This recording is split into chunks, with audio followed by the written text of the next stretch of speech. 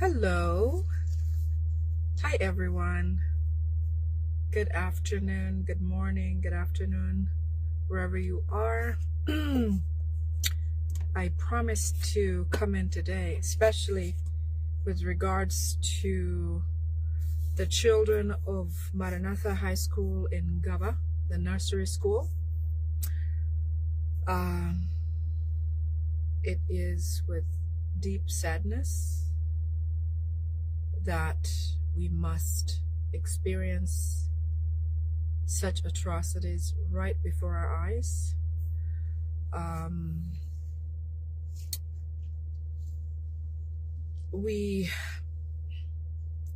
Hello, welcome. I love you too, Amira. Good to see you.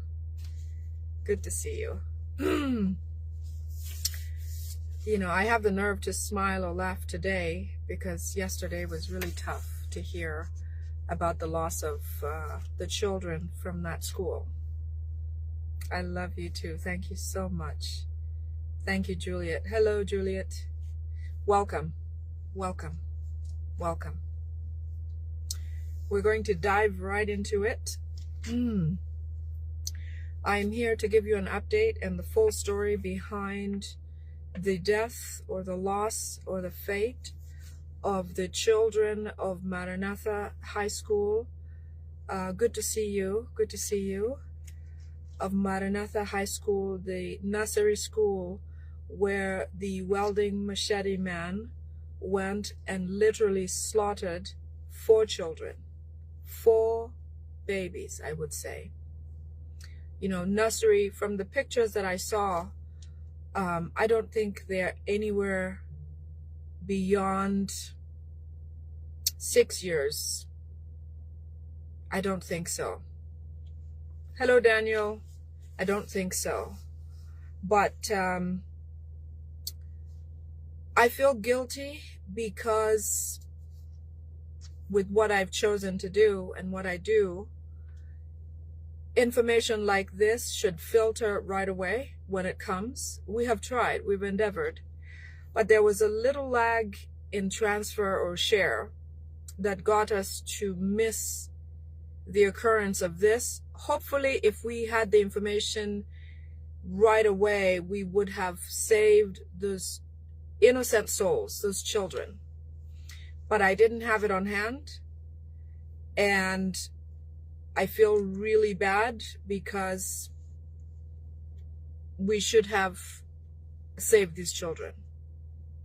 And of course, their family, parents. You know, I saw a mother of one of them carry their lifeless child on their shoulder. Nobody should bury their child. I say this again and again. But Museveni makes it easy. Pam says they were 2 and 3 years old.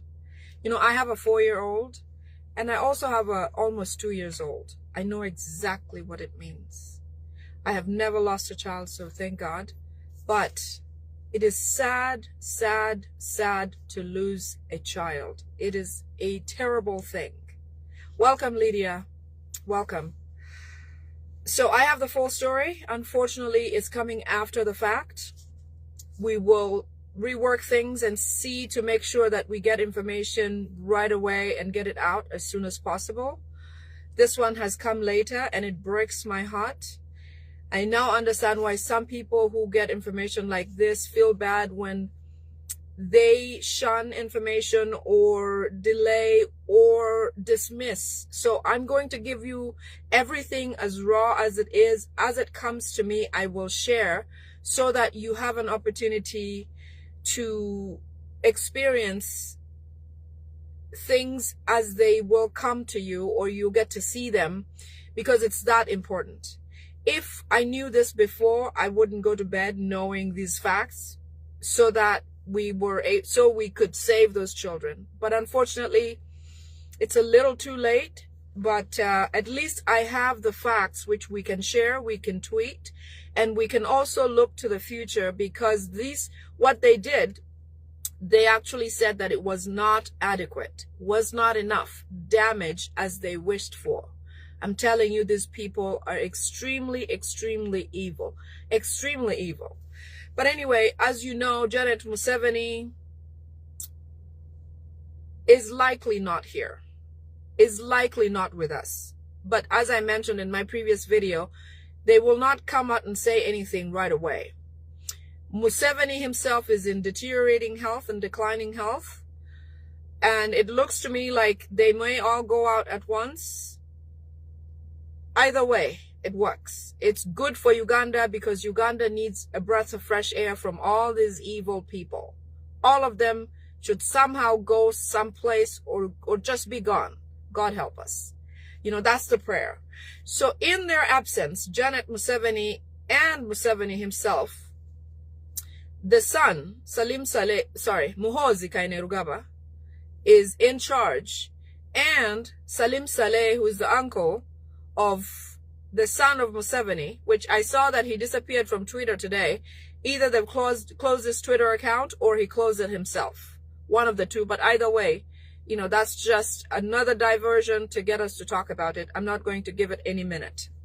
I want to talk about what happened to these children and how they ended up this way.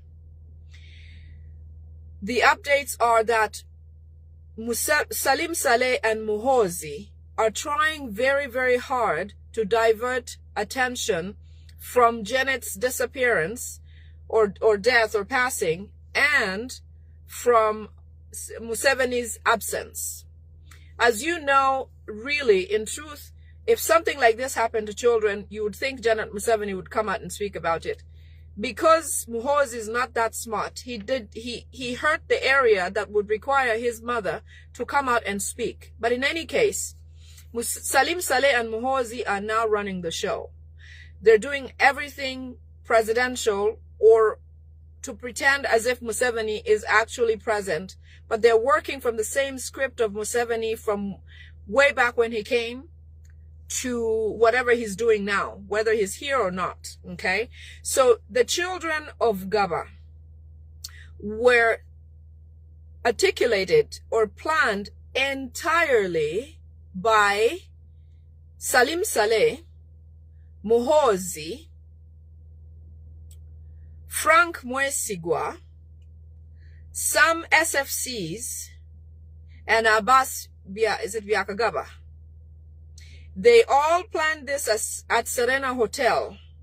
Serena Hotel is in Mutundwe, I believe. These plans were made by them to divert attention or divert conversation during this Easter period from focusing on Museveni and his wife being out of action, and also to bring certain laws that pertain to nursery schools or kindergarten schools for children. And the biggest deal was that they actually want the land where the school is located, which that would be somewhere around Gaba Community Church. The mafias, the Salim Salehs, the Muhoozis, and so on would like to take over that land. I understand they don't like the pastor or the owner of that church, who built everything from ground up on his own. They also want to cause fear and intimidation, as always, amongst the people, because they're preparing for a few things. First of all, they're preparing for this coup d'etat. The other thing is they're trying to die down the limelight of His Excellency Kyagulanyi Ssentamu. The other thing is Museveni is witchcraft-centered. All his life, his coming to power, his existence, his bringing Janet into the Ministry of Education has gone with some loss of blood. As I said before, Museveni has destroyed lives of from unborn babies to senior citizens in Uganda. In any way that he's able to do it, he has done it. He has done it through accidents. He has done it through actual murder. Museveni is documented cutting open a pregnant woman during the time when he was still in the bush and killing her, cutting her belly open. Museveni is documented by one of the survivors of the children who his witch doctor had requested that he gets unborn children from their mother's womb and sacrifice them somehow. This is something that he achieved successfully of two women, but one of them escaped and had this child in a foreign country, one of the neighboring countries, and he came back to speak about it. So when I say this man has destroyed from unborn to seniors, you can relate from your neighborhood, from where you come from the people you know, people who have gone without any sort of explanation. And Museveni continues to do these things day in, day out. Unfortunately for these children, he must have to sacrifice something of such sort because he was asked by his whatever gods, his witchcraft, to do something like this.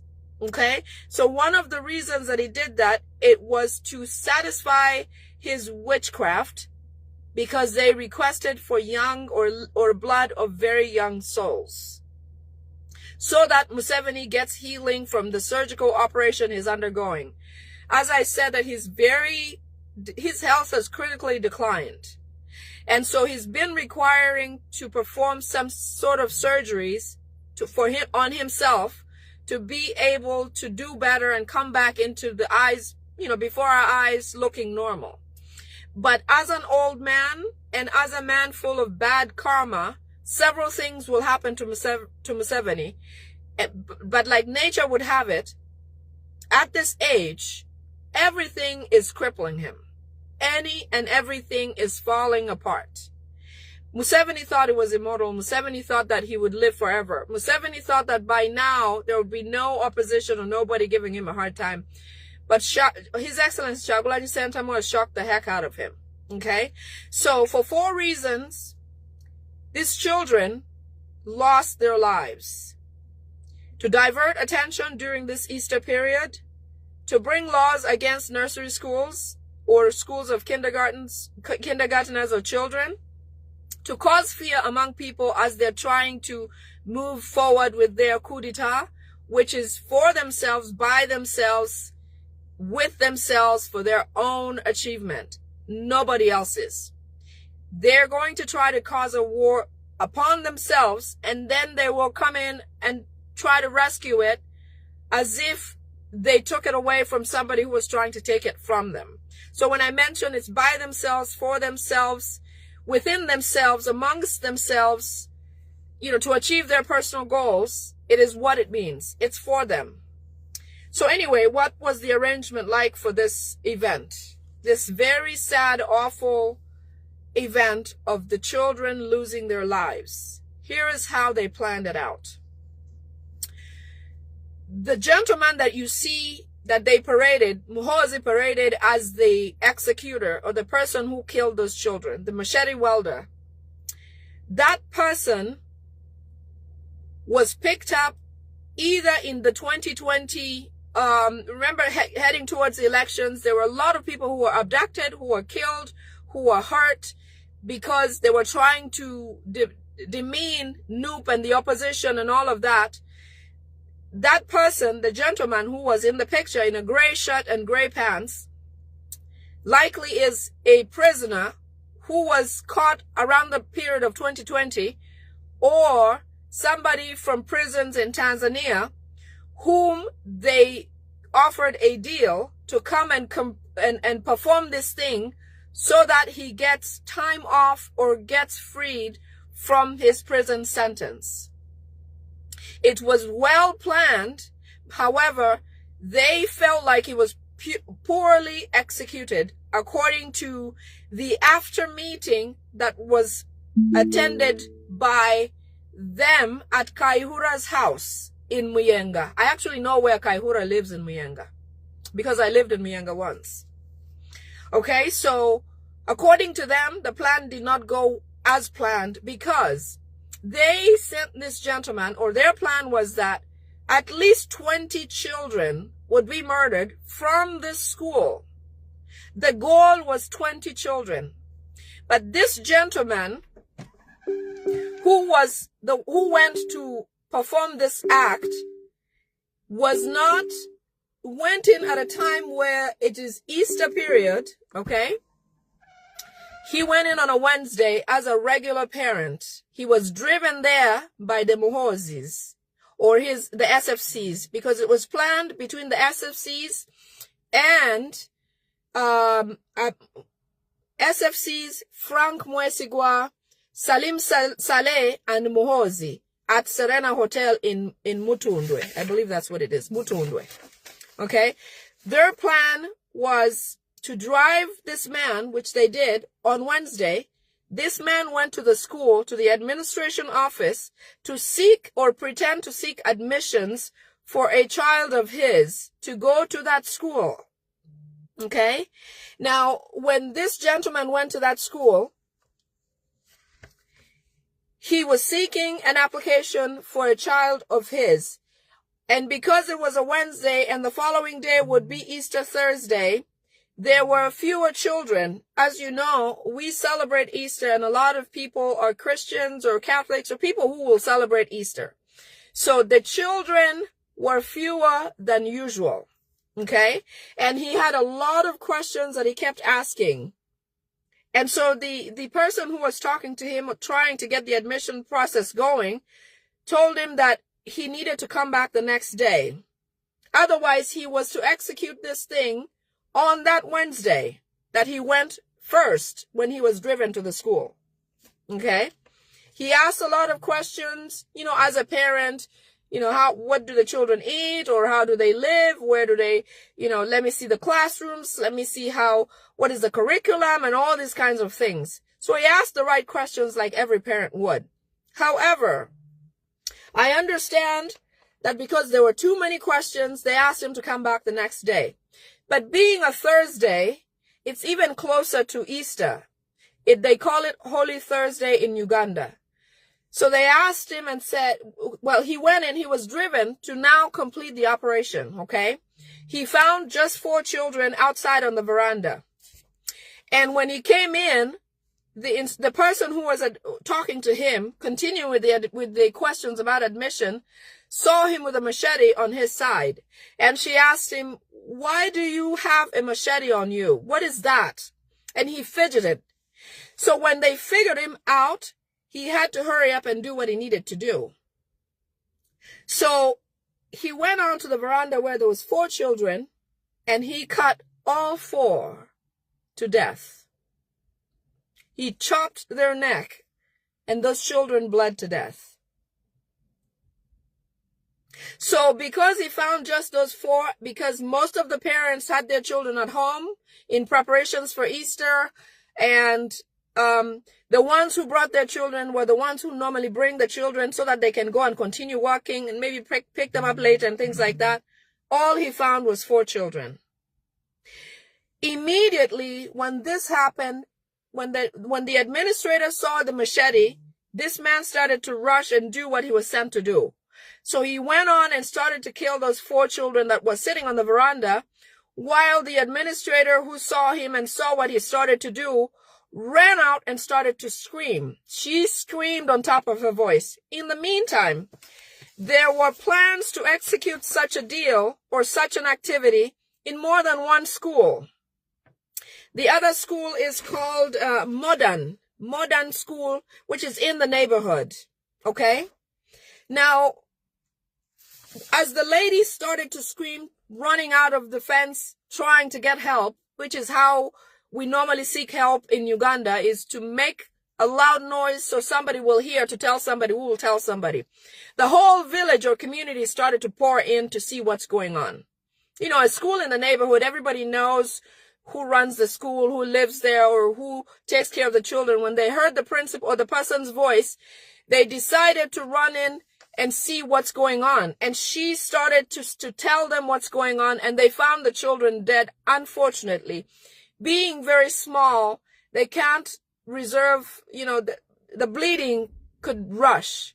And when you cut the jugular, which is the biggest blood vessel that brings blood to the head, once that's cut, you could lose a lot of blood to the brain, and that kills the brain almost instantly, in the shortest time possible.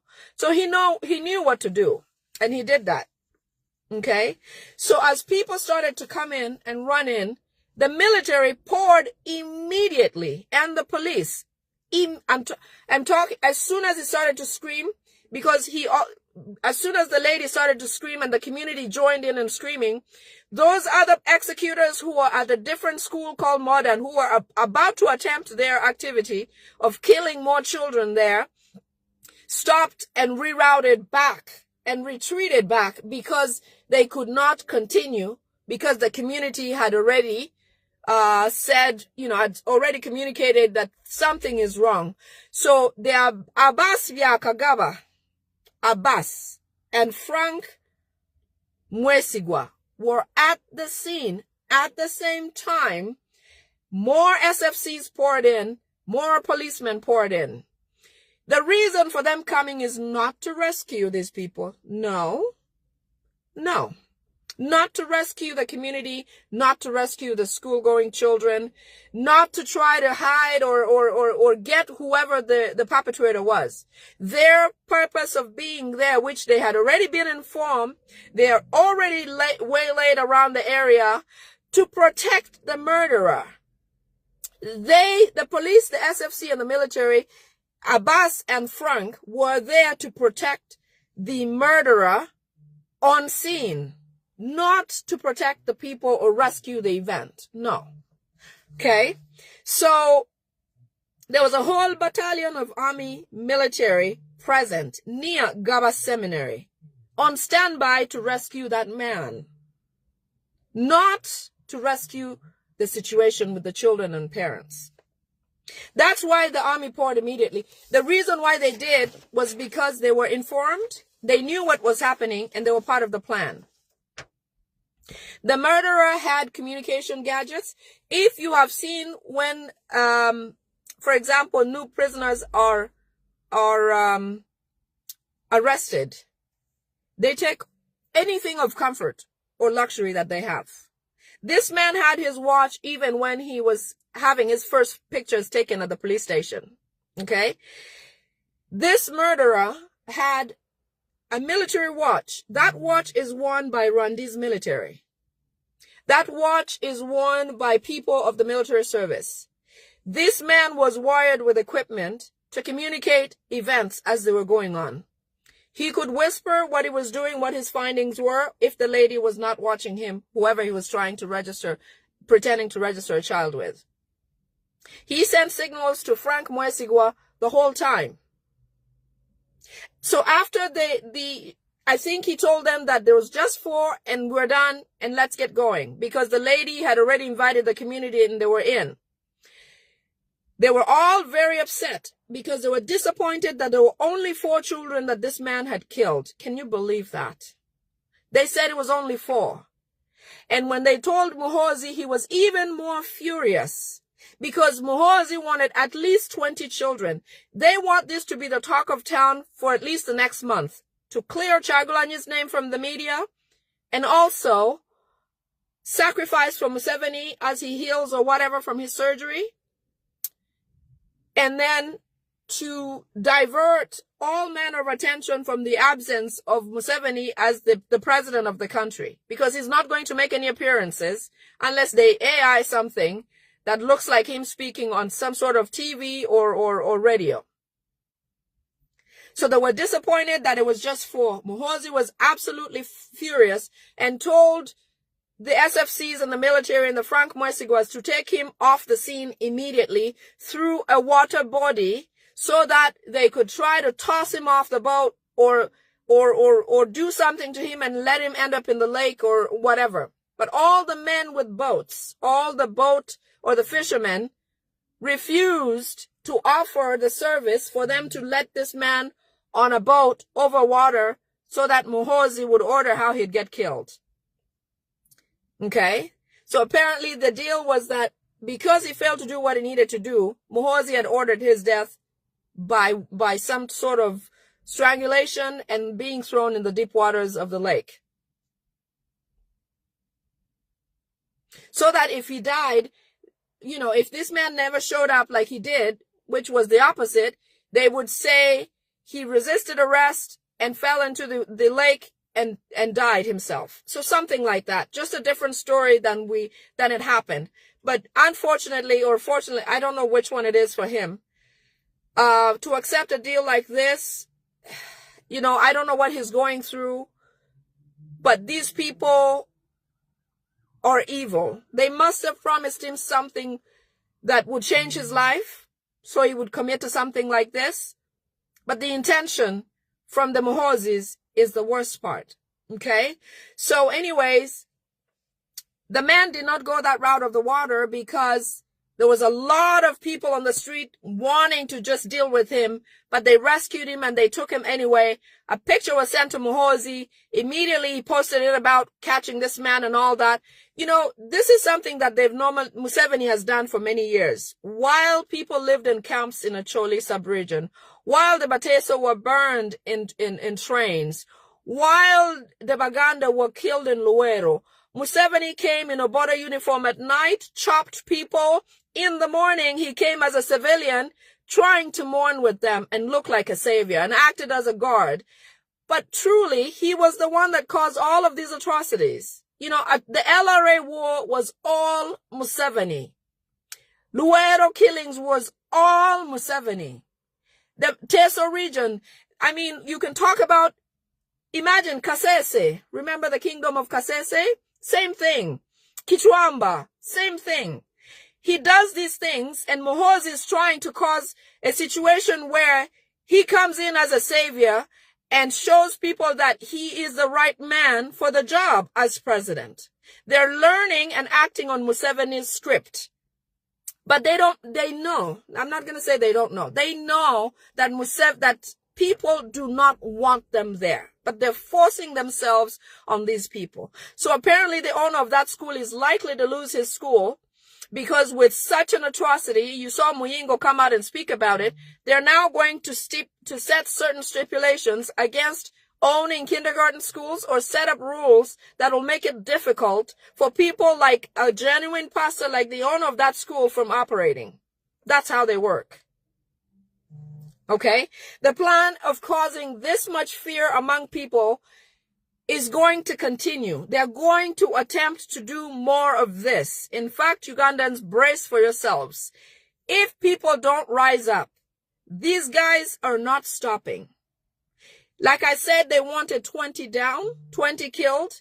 Some of them were already at Modern trying to execute it. The same thing is going to continue happening.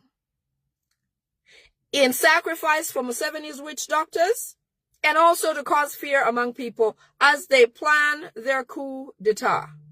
The act of the plan of the coup d'etat is still in motion.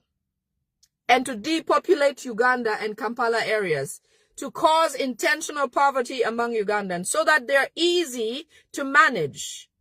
You know, if history serves us right, people who are held in captivity are easier to manage than those who are free. And so they don't want Ugandans to be free to exist and choose and have the freedom to do whatever they want, to choose what they want, to live how they want. They want to control every bit of that. So they're going to depopulate by killing people, by hurting businesses, by asking a lot in taxes to people, by charging taxes on normal commodities like sugar and salt, cooking oil, so that we lose every wealth that we have just trying to sustain life, including selling land to them, which is their biggest want. It is the reason why Rwandese come to Uganda and have no immigration processes at whatsoever. They're given an ID instantly, and they can call themselves whatever they want. Okay? This man, for example, who was got at the scene, they said his name is Okello. Okay, I'm Anacholi. There's no Okello who looks like that. But here's what they're trying to say, that this Okello Acholi man came from northern Uganda and came and cut the Baganda or killed the Baganda children to fuel more hatred amongst those two tribes, like he has done for many years. Because he sees that Ugandans are reuniting. The Acholi and Baganda, we don't see each other any different. I have very close friends who are from Buganda region and anywhere else. But what they want to fuel is the fact that we hate each other and that this man they've labeled Okello is Anacholi who came to kill Baganda children. Not true. We're not like that. In fact, it is a weakness of us Ugandans of being so loving and welcoming that it has costed us this much. It is the fact that we're that way that Museveni, a foreigner, a refugee who we gave refuge to, is the president of our country and is trying to finish us. So that was the plan for the children that lost their lives on Thursday.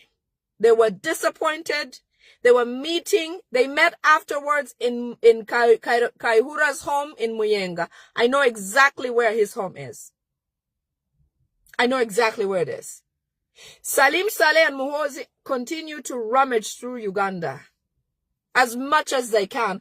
Everything that is happening is because of them, nothing else. Nobody else. Museveni does not have the strength to even stay awake and open his eyes.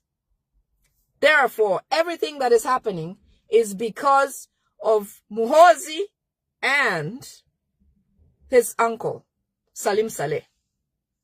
So let us not be fooled that they care for us. If Muhoozi shows up anywhere after a crime or after something has gone wrong, just know he did it. And everything that's hard for Ugandans is a government policy by these Rwandese people. It is their goal, it is their purpose to depopulate, to impoverish, to dislodge people from their own lands, to send Ugandans to foreign lands to work, such as in the Middle East and on. All of that is government policy. It is Museveni government policy for Ugandans to suffer. So those children, unfortunately, are gone just like that.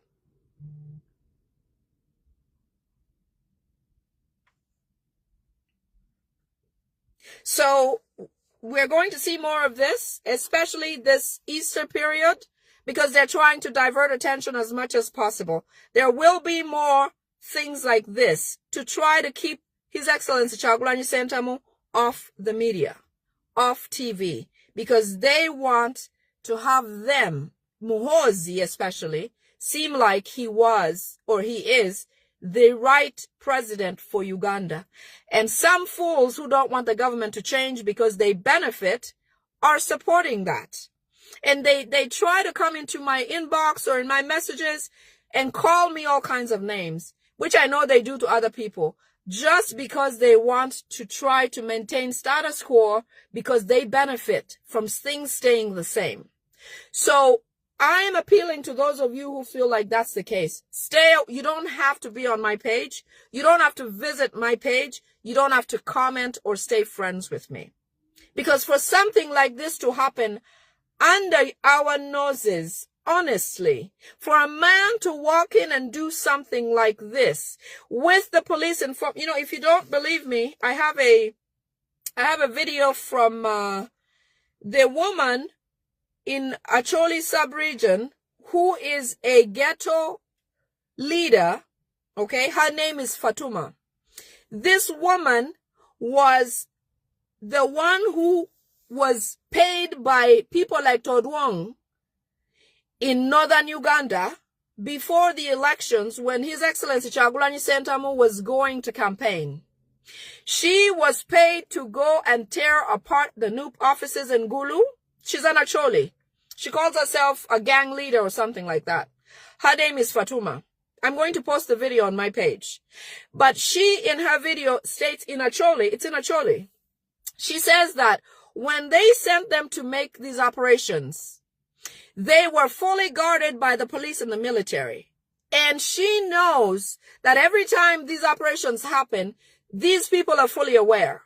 That is why when fires are burning in places like in the villages or even in the city where Owino and all those places, when there's a fire burning, you don't see the fire department or the police or the whatever to come and rescue people because they're part of the plan.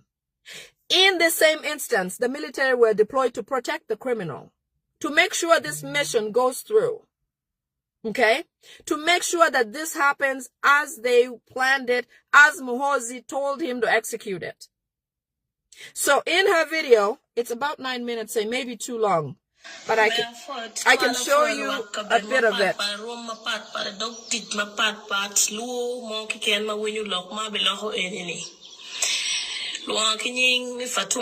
Paul down my Paul, the only big fatty. Long Matiati lock any long much can Pamira Tim Gin Mati violence, Makilu Perro, on your kilo char, my leg. So it's a bit long. It's about 9 minutes and just this part. Yeah, to at Panu, a tea good to go. So she says that they are accusing her of tearing down the offices of Nup in Gulu and stopping His Excellency, and she says it is true, I did those things. Okay, listen more.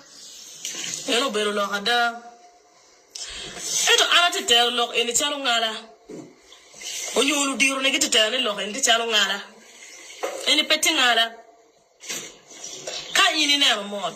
Being my charm or dini get to war at Panu. Police can moon. Go be no chiku for Penchikuchungo, Pegoma or Latiana chill. In towny, Ludiru, we police giping Majicum eoni.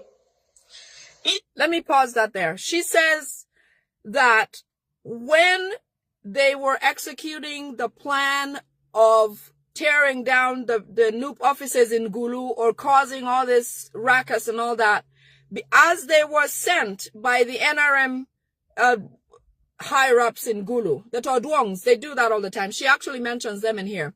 She says that as soon as they started tearing down these things, the police and the military poured in. She says, you people, I want you to think. You think that the police and the military will show up at something that we're doing like this and they will not arrest anyone, but they're not part of this deal? That is what she's saying. She's trying to tell us that any time something like this happens and the police and the military show up, it is because they're part of the deal. That is what she says. It is longer than I would like to play it, but just a little more. Chiku vor pain, chiku chungo, idio wing. Itana do police, kidu dear moin. You pay king cum jump eoni. No dear moin, you dear police when getting cum momotim any in Chile. Anna bed booch, so she says clearly that it's obvious that those higher up police and military men who showed up at that event when they were breaking down that place because they were sent, paid, well, they didn't pay them, that's why she's complaining. They sent them there to go and protect them who are destroying the Nup offices and the other dirty work that they were doing. So she's saying that you people do not believe when you see this police and military that they're there to protect the other people. No, they are there to protect the criminals that are sent to perform this dirty work.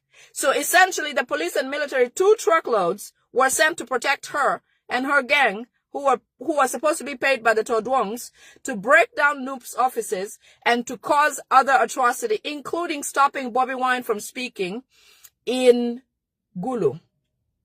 I'm going to share this video. In this video, she's demanding her money. She feels like she did a job that she deserves to be paid for, which, you know, I wish people like this know that in Museveni and Muhoozi and the likes books, that they're like trash. Anybody who can find this woman, tell her for me that Salim Saleh, in fact, Janet Museveni calls them Abiru. Salim Saleh has called musicians, the ones who keep going to him, feces, like shit. I don't know if that's supposed to be said in the video. That is how they see you. The Todwongs might have gotten paid, or they might have tried to show performance to these executives of theirs, but it doesn't mean that they care about you. This woman who spoke may not live to be for the next whatever years or months, because whether she lives or not, or whether she does what she's promising to do, because she's saying now she's going to perform further damage. When she does that, she will go to jail. She will get injected with some sort of poison, and she'll be dead, and they will not care. Anybody who knows Fatuma, tell her to try to maybe move to the right side of history, because whatever she's complaining about and unleashing all of this is only going to hurry her demise, which is how these people work. These people don't care about her. They don't love her. They don't care if she exists or not. In fact, they're better off if she doesn't. So I just showed the video to show you that when they went to kill those children, the police and the military who showed up there went there to protect the murderer, not to protect the children who were maybe passing out. Some of them might have died while everybody was screaming. They didn't go there to rescue those children. They went there to make sure those children die for sure. If any of them were still alive, they had to go before these guys left the scene. You know, I don't know if I may witness what these people will get punished by, but I know for a fact that they will be punished. It hurts, but we have to talk about things like these because these people think we're stupid or we don't know that they're doing things like this. Roger, I see something about deportations. I'm going to come back with that. I only prepared this part of the video today. I will come back with another video about deportations afterwards. But I wanted to share the facts surrounding the killings of these children. The people involved are Muhoozi Kainerugaba. Tweet this. Muhoozi Kainerugaba. Salim Saleh, the brother of Museveni. Abbas Byakagaba. Mwesigwa. I forget what his last name is. SFCs were also part of the plan. And Kaihura, who has always been in the background when it comes to committing atrocities. So I love you and leave you today. Let's keep up the good work. Whatever you do, don't stop, because whatever we're doing is getting them crazier. Keep on doing what you need to do, because we must get these people out of Uganda. And it's very soon. Thank you. Take care. Bye.